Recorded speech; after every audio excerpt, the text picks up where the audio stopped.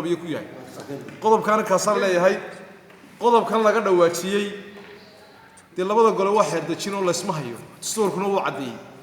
hal qodob uun bayna dhex yaallo xeeroosaadkii labada gole qabiyo ka ah in la iftiimiyana u baahan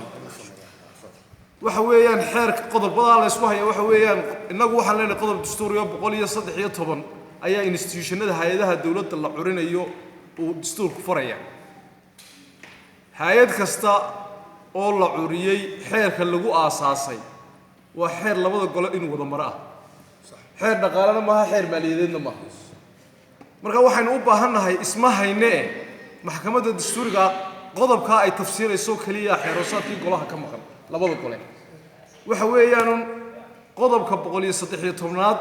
institutionska la abuuray ama hanti dhowr ha noqoto ama hay'ado kale ha noqotee oo qodobka ku abuurmaya xeer labada gole maraya ma yahay mise maaha marka ishayni ma jirtay waxa la rabaa in maxkamaddu waqti tafsiir ka soo bixiso xeerkaasi nooca uu yahay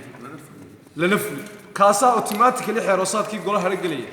qodobka qabyada ee labada gole imika ka maqan ee xeeroosaadkii goluhu u dhaqan gali laayna waa ka waxaan soo jeedinaynaa uun isma hayno labada golena waa wada shaqeeyaan dastuurkuna si cad buu sheegay maaliyad laguma haysto golaha wakiilada wixii maaliyada iyo miisaaniyada annagu ma dejinno tacriifadaha ma samayno laakiin muhiimaddu waxa weeyaan institutionska la cunay waa arrin maamule aan sideeda annagana waxbana dhimi maayo laakiin in marka la yiraahdo saddexdii labada baarlamaanka ansixiyay oo saxeexay madaxweynuhu uu saxeexay maalintaas u dhaqan kala